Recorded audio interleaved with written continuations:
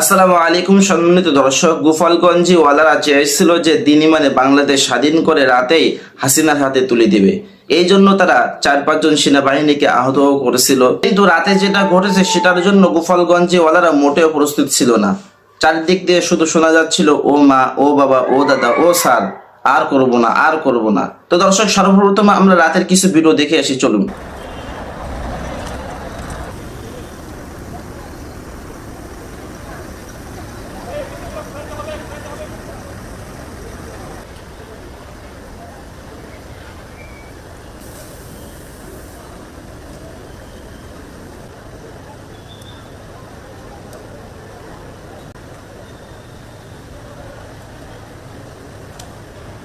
দর্শক, এবার আমরা দেখবো এই বিষয় নিয়ে একজন সাবেক সেনা সদস্য কি বলেছে।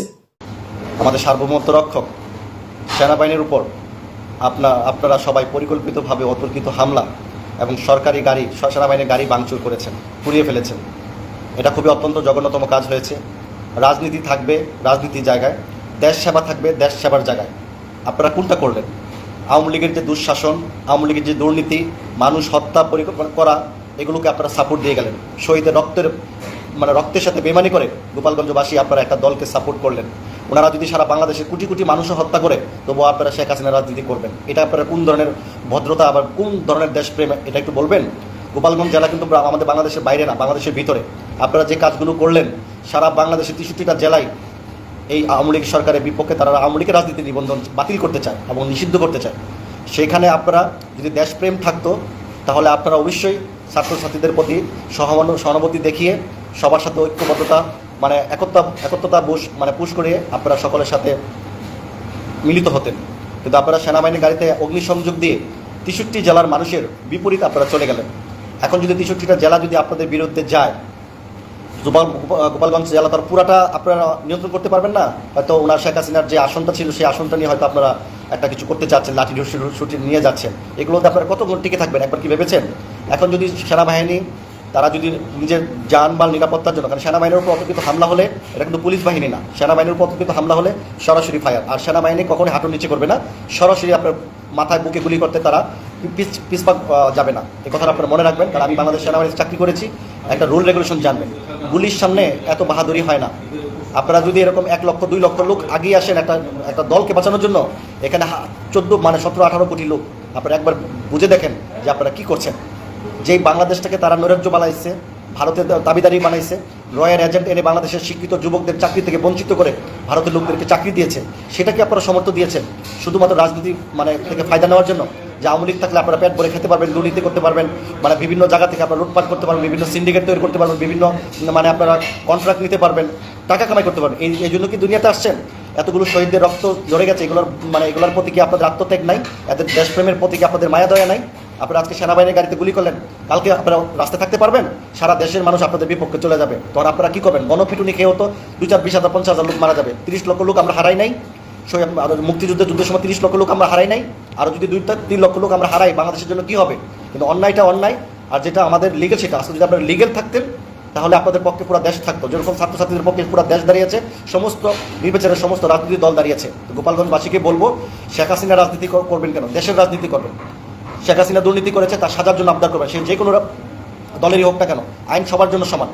অতএব শেখ হাসিনা যে অপরাধ করেছে, তার সাজা কিন্তু বাংলাদেশে হবে। ভারত কিন্তু শেখ হাসিনাকে বেশি দিন আটকে রাখতে পারবে না, এই কথাটা আমি চ্যালেঞ্জ দিয়ে বললাম। কারণ ভারত কখনোই চাইবে না বাংলাদেশে ইস্যু নিয়ে ভারতে হট্টগোল হোক, গ্যাঞ্জাম হোক, ওইখানে কোনো ইস্যু তৈরি হোক। কারণ ভারতে যথেষ্ট পরিমাণ এই আওয়ামী লীগ সরকারের বিরুদ্ধে যথেষ্ট পরিমাণ মানুষ আছে, তারা কখনোই চাইবে না শেখ হাসিনাকে অবস্থান নিয়ে বাংলাদেশের সাথে তারা সম্পর্ক ছিন্ন বা সম্পর্ক তারা খাটো করতে কখনোই চাইবে না। অতএব শেখ হাসিনাকে বাংলাদেশে আসতে হবে এবং আইনের আওতায় তাকে থাকতে হবে। হাজার হাজার লক্ষ মানুষের মৃত্যুর দায়ভার শেখ হাসিনা এবং তার রাজনৈতিক নেতাদেরকে নিতে হবে। যার যার অবস্থান থেকে কোন এলাকায়, কোন জেলায়, কোন থানায়, কোন ইউনিয়নে কতজন ছাত্র মারা গিয়েছে, কতজন ব্যক্তিকে হত্যা করা হয়েছে, খুন করা হয়েছে, ওই এলাকার যারা রাজনীতি প্রভাবশালী ব্যক্তিরা ছিলেন সবাইকে দায়ভার নিতে হবে। আর খুনের পরিবর্তে হত্যা, বিচার, ফাঁসি, যাবজ্জীবন যে কোনো একটা তো হবেই। তো অতএব আপনারা নতুন কিছু ভাবুন, দেশের জন্য ভাবুন। দেশের জন্য চুল পরিমাণ ভালোবাসা থাকলে অবশ্যই আপনারা শেখ হাসিনাকে দেশে ফিরানো মানে শেখ হাসিনার মৃত্যুদণ্ড কার্যকর হওয়া, এটা কোনো লোকই ফিরতে পারবে না। সারা বাংলাদেশের একটাই দাবি, শেখ হাসিনার মৃত্যুদণ্ড। বিডিআর পিলখানা হত্যা, বিভিন্ন জায়গায় অগ্নিসংযোগ করে মানুষকে হত্যা করা, ছাত্রছাত্রীদেরকে প্ল্যানিং করে হত্যা, আয়না গড়ে শত শত হাজার হাজার মানুষকে হত্যা, বিরোধী দল নেতাকর্মীকে প্রকাশ্যে হত্যা, গুলি করে হত্যা, খুন গুম করে হত্যা, ইলিয়াস আলীর মতো একজন তুখুর রাজনীতি সাবেক সংসদ সদস্যকে পেট ছিঁড়ে পানিতে নিয়ে হত্যা, পানিতে নিয়ে পাথর সহ তাকে পানিতে ফেলে দিয়ে হত্যা। এই ধরনের হত্যাকাণ্ড কয়টার বিচার বাংলাদেশ সরকার যদি করে, তো শেখ হাসিনার মিনিমাম 1000 বার তার ফাঁসি হবে। আর তার নেতাকর্মী, বিভিন্ন এমপি মন্ত্রীরা যারা সন্ত্রাসটা বক্তব্য দিয়েছেন, মানুষকে খুন হত্যা করেছেন, সবগুলোর কিন্তু বিচার এই গোপালগঞ্জের মানুষের কিন্তু হবে একটা উসিলা ধরে। তবে আপনারা নীরব থাকুন, দেশের জন্য কাজ করুন এবং তত্ত্বাবধায়ক সরকার আসছে, ওনাকে সহযোগিতা করুন। আওয়ামী লীগ নিয়ে কথা বলবেন, শেখ হাসিনাকে দেশে আনা মানেই মনে করবেন শেখ হাসিনার দুর্দশা আপনারা ডেকে নিয়ে আসছেন। এতদিন সজীব ওয়াজেদ জয় কথা বলে নাই, এখন কথা বলছি। আওয়ামী লীগ বিএনপির সাথে রাজনীতি করতে চায়। বিএনপিকে এত পাগল হয়ে গেছে যে আওয়ামী লীগের মতো একটা দেউলিয়া, আওয়ামী লীগের মতো একটা কাপুরুষের দল, আওয়ামী লীগের মতো একজন হত্যাকারী খুনি দলের সাথে বিএনপি রাজনীতি করবে। আওয়ামী লীগের রাজনীতি করার সুযোগ আর বাংলাদেশে নাই।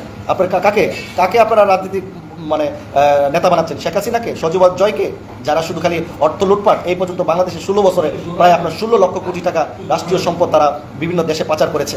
আমরা প্রবাসীরা বিদেশ থেকে টাকা কামাই করে বাংলাদেশে পাঠাই বাংলাদেশ সচল করার জন্য, আর আওয়ামী লীগের এমপি মন্ত্রীরা সেই টাকাকে বিদেশে পাচার করে বাংলাদেশকে অচল করেছে। আজকে আমরা রেভিডেন্স যদি বন্ধ করে দিই, বাংলাদেশ কী অবস্থায় থাকে তা শেখ হাসিনা কিন্তু হারে টের পেয়েছে। তো প্রিয় বন্ধুগণ, সবাই গোপালগঞ্জের এই বিষয়গুলো নিয়ে তীব্র নিন্দা প্রতিবাদ জানাবেন।